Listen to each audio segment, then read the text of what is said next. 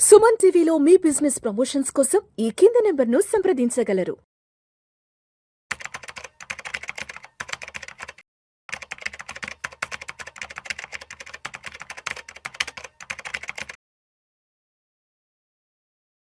నమస్తే, welcome to Vishnu talks. నేను విష్ణు. ప్రస్తుతం నాతో పాటు Kautilya capital founder and trader Ashok Devanapriya garu ఉన్నారు. వారితో మాట్లాడదాం.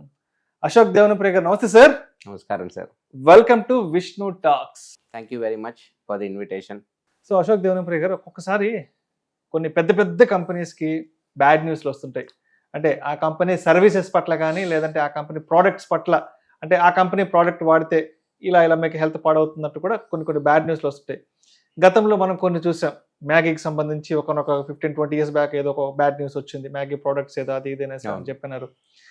తర్వాత హిండెన్బర్గ్ రూపంలో రీసెంట్ టైమ్స్లో లాస్ట్ 2-3 years బ్యాక్ అంతా కూడా హిండెన్బర్గ్ రూపంలో అదాని గ్రూప్ ఆఫ్ కంపెనీస్ కొంత బ్యాడ్ న్యూస్ వచ్చింది. అండ్ 2008-2009 ఆ టైంలో మనం చూస్తే సత్యం రామలింగరాజు గారు వారి కంపెనీస్ కొంత బ్యాడ్ న్యూస్ వచ్చింది కదా. కరెక్ట్. సో మరి ఇలాంటి బ్యాడ్ న్యూస్ వచ్చిన కంపెనీస్ ఏ ఉన్నాయో, మరి అలాంటి కంపెనీస్ ని ఫైండ్ అవుట్ చేసి వాటిల్లో ఇన్వెస్ట్ చేయడం కరెక్టేనా? అసలు అలా ఇన్వెస్ట్ చేయొచ్చు అంటారా? బ్యాడ్ న్యూస్ వచ్చిన కంపెనీస్ లో ఎంటర్ అవ్వడం మంచిదేనా?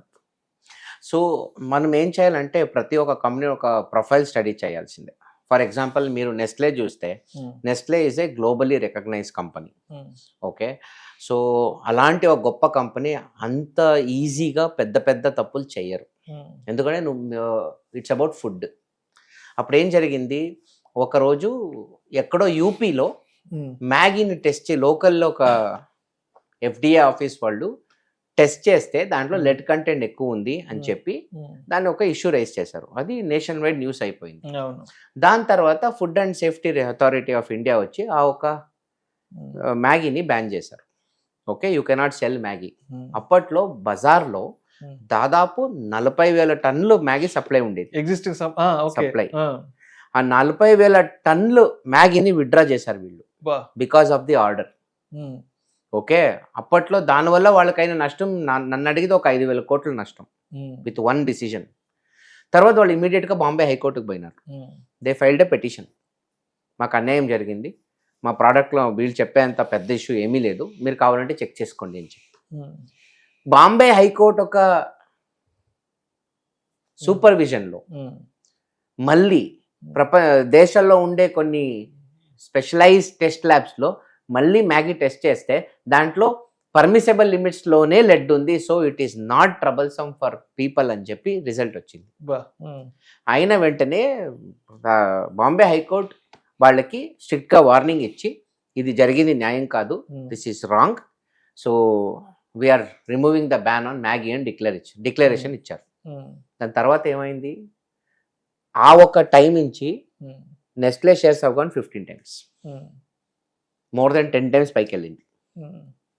So any bad news you need to look at it from a logic perspective. రెండోది ఏమైంది, హైడెన్బర్గ్ రీసెర్చ్. హైడెన్బర్గ్ రీసెర్చ్ అనే కంపెనీ ట్రాక్ రికార్డే అలాంటిది. వాళ్ళు ఏదో కంపెనీ ఐడెంటిఫై చేస్తారు, ఇక్కడ ఏవో ప్రాబ్లమ్ అని చెప్తారు, షార్ట్ సెల్లింగ్ చెప్పేక ముందే షార్ట్ సెల్లింగ్ చేసి కూర్చొని ఉంటారు. సో షేర్స్ పడతాయి, షార్ట్ కవరింగ్ చేసుకొని డబ్బులు చేసుకుంటారు.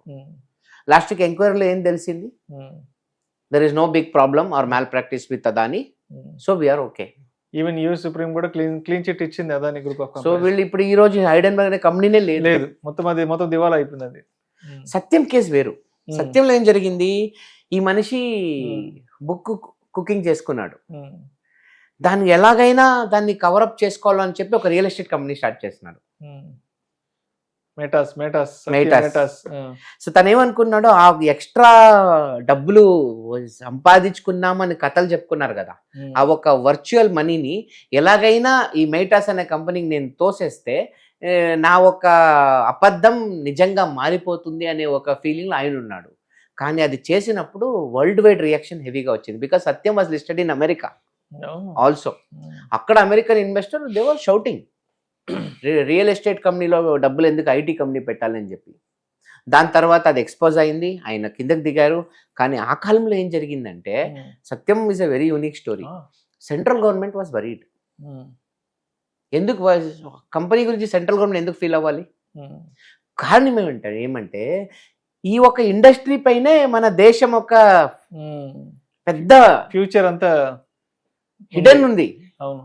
సో అలాంటి ఒక సన్నివేశంలో మేము వరల్డ్ వైడ్ కామెడీ మెటీరియల్ అయిపోతే ఆ ఒక impact Wipro, Infosys, TCS, HCl అందరిపైన వస్తుంది కాబట్టి they identified a gang of people and told them please help అని చెప్పి. అప్పుడేమైంది, దీపక్ పరేఖ్ గారు HDFC వాళ్ళు లోపలికి వెళ్ళి వాళ్ళంతా ఆ ఒక స్ట్రక్చరింగ్ చేసి కంపెనీ బ్యాలెన్స్ మెయింటైన్ చేసుకుంటూ, శాలరీస్ టైంకి పోయేలా చూసుకుంటూ, ప్రాజెక్ట్ టైంకి డెలివరీ చేసుకుంటూ లాస్ట్కి they started looking for buyers. అదృష్టవశాత్ టెక్ మహీంద్రా వచ్చారు, టేక్ ఓవర్ చేశారు. 2011 ఆ టైంకి టేక్ ఓవర్ తర్వాత దాదాపు 10 రూపాయలకు పడిపోయిన సత్యం చేసి అక్కడే 140, 150 రూపాయలు పోయింది. So depending upon the problem you need to make a decision. ప్రతి బ్యాడ్ న్యూస్ గుడ్ న్యూస్ కాదు. మీరు ఈ ఒక న్యూస్ ఒక ఇంపాక్ట్ అది ఒక 3 నెలలు ఉంటుందా, 6 నెలలు ఉంటుందా, 60 ఏళ్ళు ఉంటుందా, మనం అనలైజ్ చేయాలి. If there is a real bad news you need to be cautious. And ఒకానొక సందర్భంలో మీరు కూడా ఏదో సత్యం ఫాల్ అంటే సత్యం బాగా ఫాల్లో బ్యాడ్ న్యూస్లో ఉన్నప్పుడు ఏదో స్టాక్ కొనాలని మీరు మనం పోయినసారి కలిసినప్పుడు ఏదో చెప్పారు, మీ ఫాదర్ ఏదో వద్దన్నారని. ఒకసారి గుర్తు చేయండి. అంటే సత్యము ఆ ఒక్క రోజు 10 రూపాయలకి వచ్చింది షేరు. నేను మా నాయన దగ్గర పోయి, నాయన నాకు 10 లక్ష రూపాయలు డబ్బులు కావాలి, డబ్బులు ఇవ్వచ్చు. అప్పట్లో నేను టొయోటా కంపెనీలో పనిచేస్తా ఉంటాను. సో ఆయన వండుకొని నేను ఎందుకు డబ్బు అన్నాడు, నాకు డబ్బు కావాలి అని చెప్పాను. సరే ఇస్తాను పో అన్నాడు. డబ్బు ఇచ్చే రోజు ఎందుకు ఈ డబ్బులు ఆ విషయం చెప్పలేదు నువ్వు అంటే, నేను ఇట్లా సత్యం షేర్ కొంటా, 10,000 షేర్స్ కొంటానని చెప్పిన. 10 రూపాయలు లెక్కన 10,000 షేర్, 10, 12, 13 అయిపోయి ఉంటుంది. ఒకరోజు 10 లోపల వచ్చింది. ఆయన అలా అట్లయితే నేను డబ్బు ఇవ్వను, నేను రోజు పేపర్ చదువుతాను, ప్రాబ్లం ఉంది, వద్దు, డబ్బులు పోతాయని చెప్పేశాడు. అక్కడ కొని ఉంటే అప్పట్లో 10x, అట్లీస్ట్ 10x ర్యాలీ వచ్చేది. Exactly, because we knew the company is so big to fail. When the company is so big you can't fail, because if you fail the whole ecosystem will fail. So Ashok garu, అయితే ఇప్పుడు అంటే మనం కొన్ని bad news వచ్చిన companies గురించి మాట్లాడుకుంటున్నాం. So ఒక 7-8 years back, ఒక 9 years బ్యాక్ ఏమో ఎస్ బ్యాంక్ కు సంబంధించి కూడా చాలా పెద్ద బ్యాడ్ న్యూస్ వచ్చి టైంలో చాలా పెద్ద గందరగోళం ఏర్పడింది కదా. సో ఆ ఎస్ బ్యాంక్ సినారియోని ఎలా చూడొచ్చు అంటారు? ఎస్ బ్యాంక్ వచ్చి ఇప్పుడు మ్యాగీ కేసులో Maggi is one of the product of Nestle. Maggi is not Nestle, Maggi is a product of Nestle. But Yes Bank బ్యాంకింగే కదా. బ్యాంకింగ్ అంటే ఏంటి? నమ్మకం. Bank is based on what? Trust. ఆ trust foundation shake అయిపోయింది అక్కడ. మళ్ళీ వాళ్ళు ఎంత కుక్ చేసుకుంటారో ఓకే, అది రికవర్ అయ్యి అంత టైం పడుద్ది. బ్యాంక్ మీద ట్రస్ట్ అనేది ఈజీగా రాదు. ఎస్ బ్యాంక్ కేసులో ఏం జరిగింది, విత్డ్రాల్ బ్లాక్ చేశారు. నా డబ్బు నాకు ఇవ్వమంటున్నారు, నేనేం చేస్తాను, డబ్బులు పూల్ చేసి HDFCలో పెడతా. సో ట్రస్ట్ అనేది పోతే మళ్ళీ ఆ ట్రస్ట్ వచ్చేకి, ఇప్పుడు మ్యాగీ కేసులో అప్రూవల్ కాన్సెప్ట్ లేదు కదా మీకు. మ్యాగీలో ఏంటి, టెస్ట్ చేశారు, కరెక్ట్గా ఉందయ్యా అన్నారు, ఒక కరెక్షన్, ఒక ఎగ్జామ్ ఉన్నట్టు. ఇక్కడ ట్రస్ట్ అనే దానికి మీద ఎగ్జామ్ లేదే. సో ఆ మళ్ళీ ట్రస్ట్ మనిషికి రావాలంటే ఆ బ్యాంక్ మీద కొన్ని సంవత్సరాలు పడుద్ది. So Yes Bank is entirely unique scenario అని అంటున్నాను. తర్వాత సుజలాన్ కూడా బాగానే బ్యాడ్ న్యూస్ వచ్చింది ఒక టైంలో. ఆ సినారియోని ఎలా అర్థం చేసుకోవచ్చు? సుజలాన్ ప్రాబ్లం వచ్చి బ్యాడ్ డెట్స్ అంతే. ఓకే, అర్హతకు మించి అప్పులు చేయడమే సుజలాం ఒక ఫెయిల్యూర్ కి కారణం. నన్ను అడిగితే సుజలాం was a wonderful company.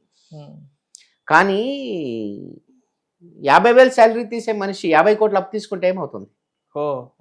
So వాళ్ళు చేసిన వ్యాపారాలు ఒకవైపు, వాళ్ళు తీసుకున్న లోన్లు కూడా ఇంకోవైపు, వాళ్ళు పెరిగిన స్పీడ్ అది ఇంకో ప్రాబ్లం. సస్టైనబుల్ గ్రోత్ అనేది ఇంపార్టెంట్ అక్కడ. కానీ వాళ్ళు అప్పులు హెవీగా తీసుకున్నారు కాబట్టి, ఆ అప్పుల్ని రొటేట్ చేయలేదు కాబట్టి they went into serious crisis. అదేలే, అంటే కంపెనీకి డిఫరెంట్ సినారియో ఉంటుంది, అన్ని ఒక దాంతో మనం మెర్జ్ చేసి చూడలేము. ఓకే, ఇప్పుడు మ్యాగీ కేసులో ఒక ప్రోడక్ట్ ఫెయిల్ అన్నారు, టెస్ట్ చేశారు, పాస్ అయిపోయింది. ఇక్కడ అలాంటివి కాదు కదా, it's a fundamental business level problem. అది ప్రోడక్ట్ లెవెల్. 100 ప్రోడక్ట్ ఒక ప్రోడక్ట్ లో సమస్య వస్తే అది వేరు, అది కొంటే కొను లేదంటే కొనకపో. బట్ ఇది కాదు కదా, ఇక్కడ పబ్లిక్ డబ్బు ఉంది, లక్షల కోట్లు, వేల కోట్ల రూపాయలు పబ్లిక్ ఫండింగ్ అంతా బ్యాంక్ లో ఉంది. కరెక్ట్. అందువల్ల ఆ ఒక్క నమ్మకం మళ్ళీ రావడం ఖచ్చితంగా టైం తీసుకుంటుంది. సో కేస్ బై కేస్ మనం చూడాలన్నమాట. సో కన్క్లూజన్గా ఏం చెప్తారు మరి? అంటే ఏదైనా బ్యాడ్ న్యూస్ వచ్చిన కంపెనీస్ లేదంటే కొంత సిక్ అయిన ఇండస్ట్రీస్ని ఐడెంటిఫై చేసి ఇన్వెస్ట్ చేద్దామని ఆలోచన ఉంటే ఏం చేయొచ్చు అంటే? సింపుల్ వర్డ్స్ లో చెప్పాలంటే ఒక బ్యాడ్ న్యూస్ వస్తే ఫస్ట్ థింగ్ ఏంటంటే ఆ బ్యాడ్ న్యూస్ ఏంటి, ఆ బ్యాడ్ న్యూస్ వల్ల ఎంత ఇంపాక్ట్ అవుద్ది. ఇప్పుడు నా దగ్గర ఒక 100 రూపాయలు వర్త్ స్టోరీ ఉంటే ఈ బ్యాడ్ న్యూస్ వల్ల 10 రూపీస్ ఇంపాక్టా 20 రూపీస్ ఇంపాక్టా చూడాలి. 100 రూపీస్ ఇంపాక్ట్ ఉంటే ప్రాబ్లం, లైక్ ఎస్ బ్యాంక్.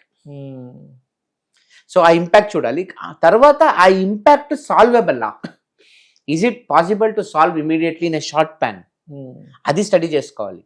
ఆ ఇంపాక్ట్ ఒక ఎఫెక్ట్ 3 నెలలు 6 నెలల పైన ఉండదు అని అనిపిస్తే we can always consider it. లేదు చాలా టైం తీసుకుంటుంది ఈ ఒక సమస్యని సాల్వ్ చేయడానికి అని అనిపిస్తే definitely we should be cautious అనేది నా ఒక theory. Right sir, right sir. Thank you sir, thank you so much Ashok Devanapriya గారు.